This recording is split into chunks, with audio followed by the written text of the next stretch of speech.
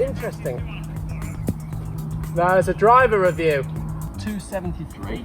Slightly uphill, mind. All right, before me saying you're not hitting at 300 yards, slightly up the hill. Stood up too fast. Well, that was horrible. I thought it was going to black out. Oh, it's got to be at least, what, 330?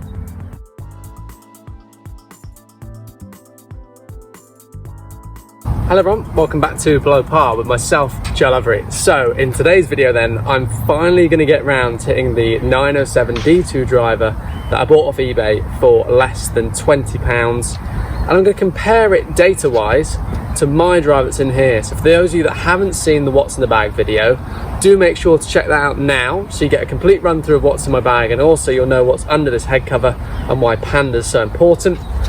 We'll hit both of these and we'll see what goes better. And I'm really intrigued actually to hit this. Obviously it's a 65 gram stiff, so it's completely different to my even flow 6.5 extra stiff that I've got in my driver and just put in. And it'd be interesting to see if this can get anywhere near my TaylorMade M2. I mean, don't get me wrong, you can pick up a TaylorMade M2 now for decent money. Back in the day, I think this one was about 300 quid, something like that. Obviously back in the day, this would have been a similar price, but now, an M2, I think you can get them now from American Gold for like 200 and something pounds.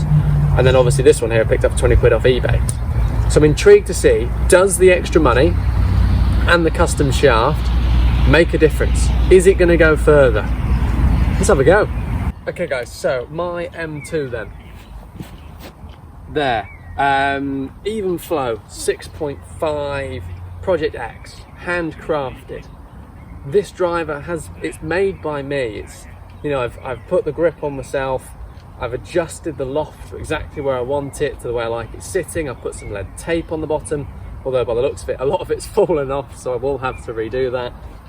But it is fully suited and fully custom to myself. So I've got flight scope turned on, it's ready to go. It's under settings obviously of driver. Aiming up towards those taller trees there on the right hand side. Let's give this a whirl and let's see if we get some good data.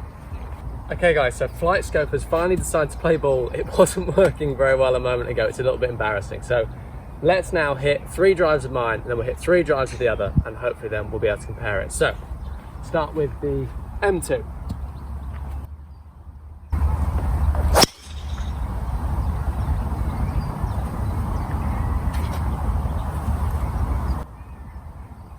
Can't hit it much better than that.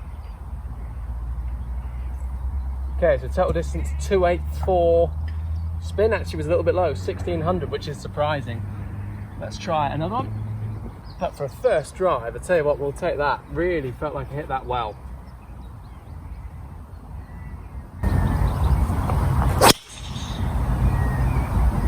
Little leaky to the right, but I don't think it's too bad. Okay, spin up in the 3s. But 273. Slightly uphill, mind. All right, before me saying you're not hitting at 300 yards, slightly up the hill. We'll find something to blame. I'll probably edit something in there and say that that was to blame.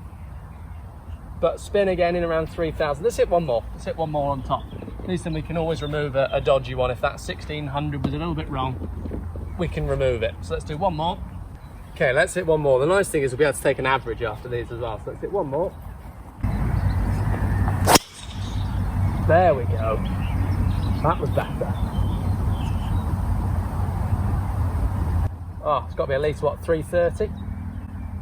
No, 282. 282 coming in at 2.8 spin. That felt a lot better. That was a little bit straighter. So we've got some data now, some base data with the M2.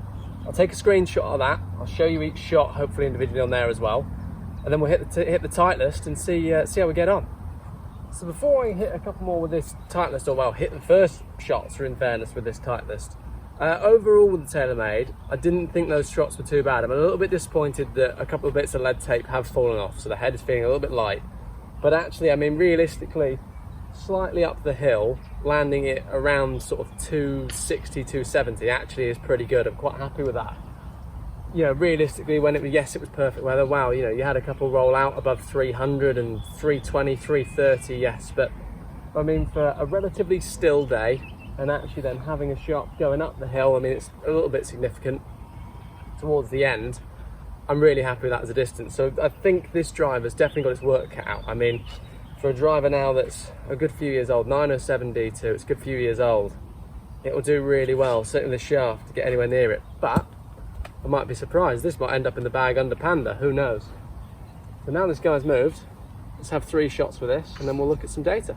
Okay, so it's quite a pretty looking thing actually, this. I'm intrigued to see what this does.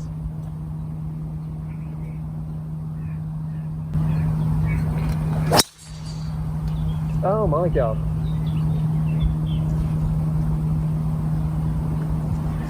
Did you hear the noise of that? Oh.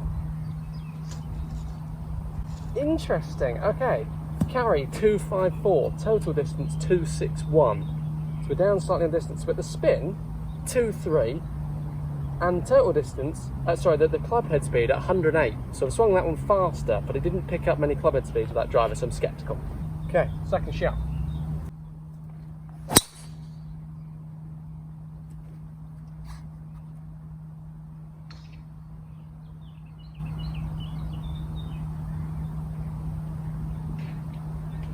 So interesting that one, 267 carry, 281 finish, 109 mile an hour club head speed, went out to 281. I did hit that one well, but it was a bit left, is what I will say. It's definitely a bit left. Let's hit one more, see how we get on.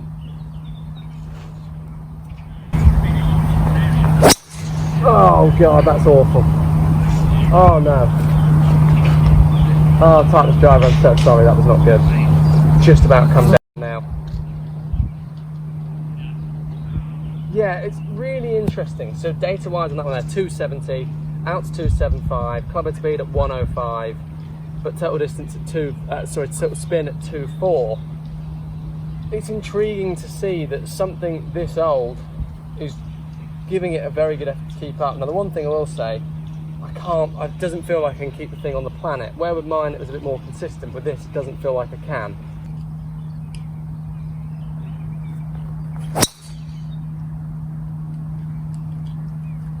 Okay, I've hit that better. Spin that one there, 263 out to 272. And I'm going to have a little whack at you with them too. Let's have like a direct comparison. Okay, let's have one last shot then with the M2. Let's see if I can really get this thing firing. And then we'll have a look at some data.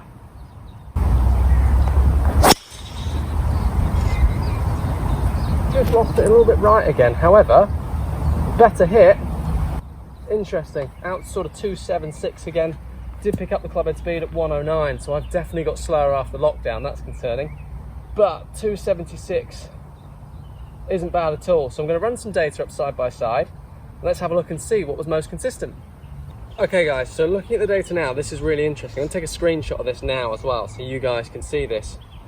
Ooh.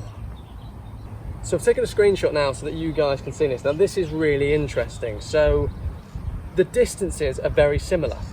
My driver, the M2, came out an average distance of 267 for the carry, and then the tightness came out at 264 for the carry. So there's 3 yards in it, which is interesting. However, this is where we're starting to see the big difference. The lateral dispersion in terms of obviously side to side with my driver was 15 feet, which I'm really happy with. With the tightness driver was 53 feet. And then with a forward dispersion, so back to front, with the tightness driver was 17 feet, with the TaylorMade was 14 feet. So I'm definitely seeing a better dispersion with the TaylorMade, so that's the reason why it stay in the bag. But I'm really impressed with the Titleist, how it's managed to keep up. If we look at that with overall data, so we start looking at all, and I do a bit of a summary of both.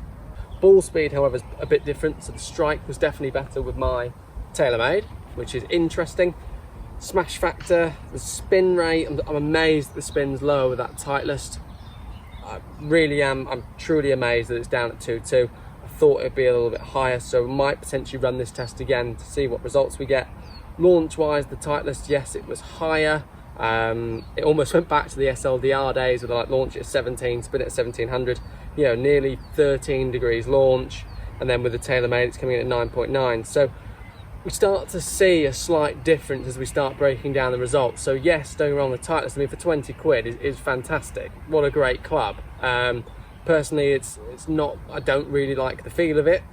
I don't really like the sound of it, but I tell you what, to give those data for 20 quid, if you're not bothered and you just want to turn up and play some golf, great. My TaylorMade, however, obviously it's been dialed in now with a new shaft and those sorts of things. It's just a little bit more consistent. It just is a little bit more stable, allowing me essentially to hit more fairways. I'm not trying to gain massive distance. You know, 3 yards is nothing. You would never be able to sell a driver on 3 yards. However, you would on that dispersion. So for that reason, I'm going to stick with my TaylorMade M2 rather than the Titleist. But let me know what you guys think in the comments below. I'm overly impressed, in fairness, with how that thing's performed. I mean, it's a good few years old. God knows what it's been treated like before. It could be sat in a river for a year. You just don't know. But guys, thank you very much for watching. I hope you really enjoyed this video. It was certainly interesting for me to try something I've been trying to do for a while, but the weather just hasn't been on side.